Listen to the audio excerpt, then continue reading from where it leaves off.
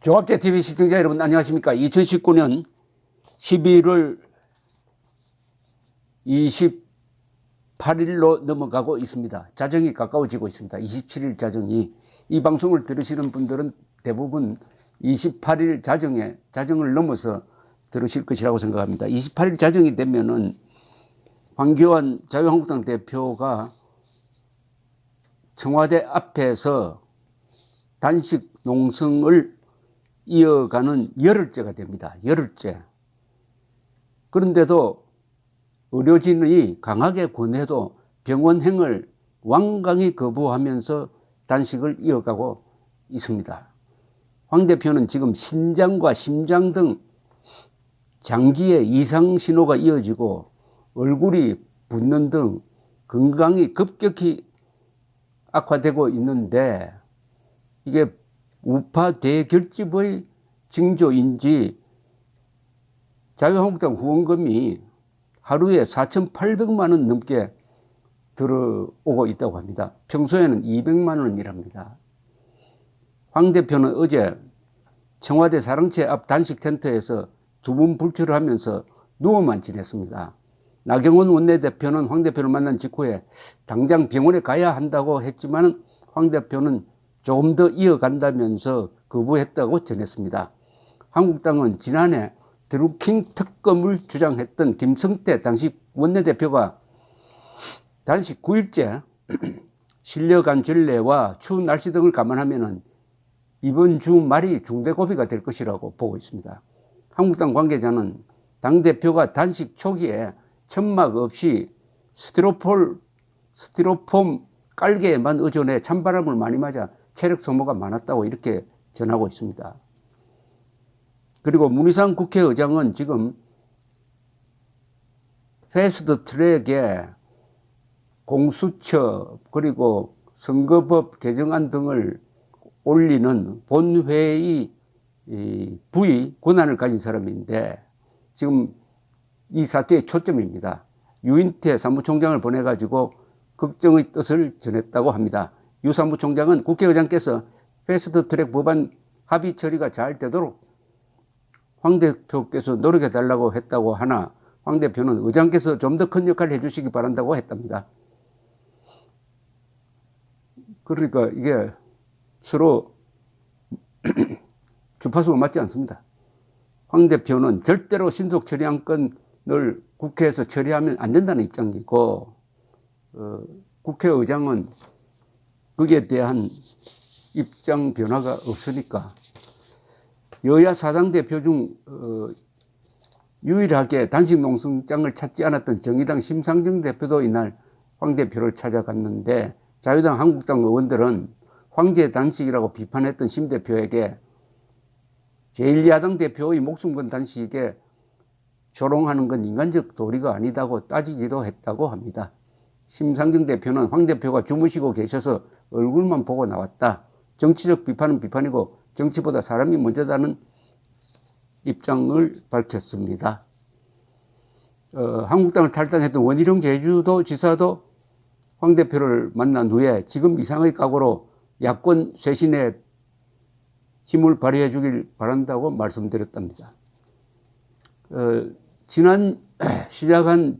단식을 시작한 게 지난 20일인데 일주일간 한국당 중앙당 후원회에는 1,600여 명이 총 1억 원 넘게 후원금을 냈습니다.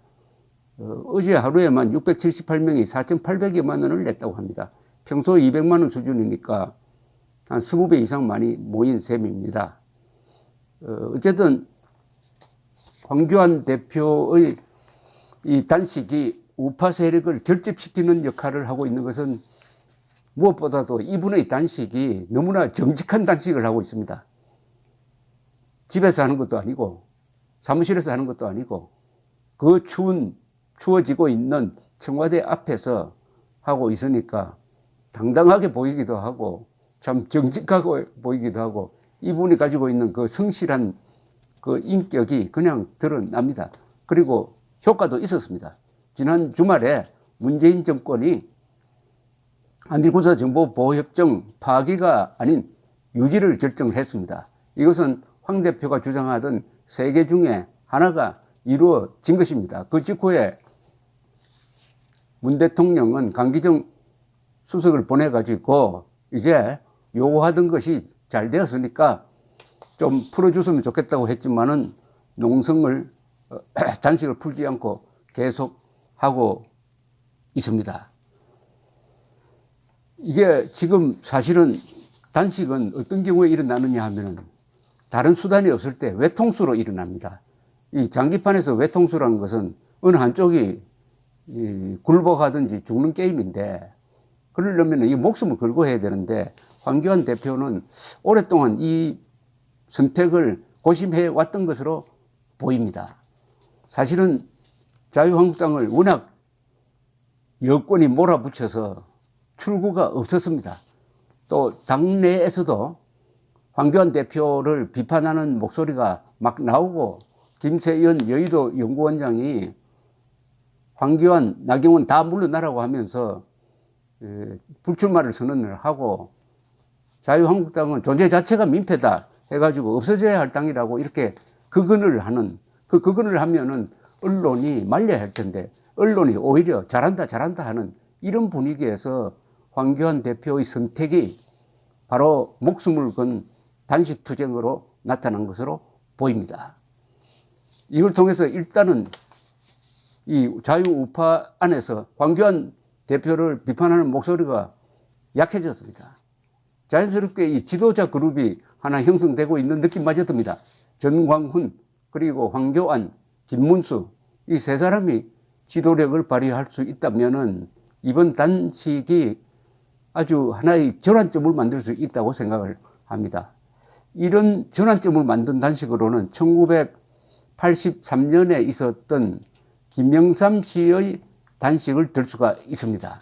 그때 김영삼 씨는 전두환 정권에 항의해가지고 그야말로 목숨을 건 단식을 이어갔는데, 당시에 언론이 보도를 안 했습니다.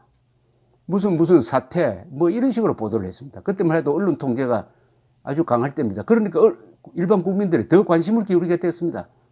그때까지만 해도 1980년 봄에 반짝했던 민주화의 열망이 강력한 전두환 정권의 드라이브에 의해서 이 수면 밑으로 들어가 있을 때였습니다. 이때 김영삼 씨의 단식, 당시에 김대중 씨는 미국에 가 있었습니다. 단식이 다시 한번 민주화의 열망을 폭발시키는 계기가 되었습니다. 그리고 전두환 정권도 거기에 상당히 당황해가지고 권익현 씨를 보내가지고 설득하기도 해서 결국은 병원에 실려가서 목숨은 구하고, 그러나 회복하는 데 상당히 오래 걸렸습니다. 그러나 민주화에 불을 붙였고 84년 그리고 85년 2.12 총선을 통해서 민주화 세력이 야당의 주도권을 잡음으로써 김영삼, 김대중이 이끄는 민주화 운동이 전두환 정권과 정면 대결하고 87년 6.29 선언을 통해서 직선제 개헌으로 넘어가는 그 계기를 만든 것이 김영삼 씨의 단식이었습니다. 이번 황교안 대표 이 단식도 그런 역사적 의미, 즉 자유우파를 대통합시키고 이 정권이 구상하고 있는 연동형 비례제 개정, 그리고 선거법 개정이죠. 그리고 공수처, 헌법에 근거도 없는 하나의 불법 단체로서의 공수처 설치를 만약 좌절시킨다면은, 황교안 대표가 목숨을 걸고 단식으로서 이 두 개를 좌절시킨다면은 자연스럽게 황교안 대표가 자유우파의 우뚝 선 인물로 등장하게 되어 있습니다. 이게 아마 문재인 정권으로서는 상당한 부담이 될 것이라고 생각을 합니다. 그리고 이분이 평소에 모범생이니까 저런 강력한 행동을 할 것이라고서는 아마 예상을 못하고 허를 찔린 느낌도 들고, 더구나 이 사건을 계기로 해가지고 지금 정치판에서는 유재수 지금 부산 부시장에 대한 수사, 그리고 무엇보다도 울산시장 김기현을 낙선시키기 위한 청와대와 경찰의 합작 공작이 폭로되고 있습니다. 어느덧 갑자기 황교안의 단식을 계기로 해가지고 주도권이 이제 야당 쪽으로 넘어가는 양상을 보이고 있습니다. 그나저나 우선 자유가 있을 때 살아야 하고, 자유가 있을 때 자유를 지키는 투쟁을 해야 하고, 자유는 생명을 걸고 싸워서 지켜내는 것이지만은 그러나 황교안 대표의 목숨은 그에게나 우리에게나 국민에게 다 소중한 것입니다. 그러니까 치명적 결과가 생기기 전에 단식을 정리하는 그런 출구를 생각할 때라고 생각을 합니다.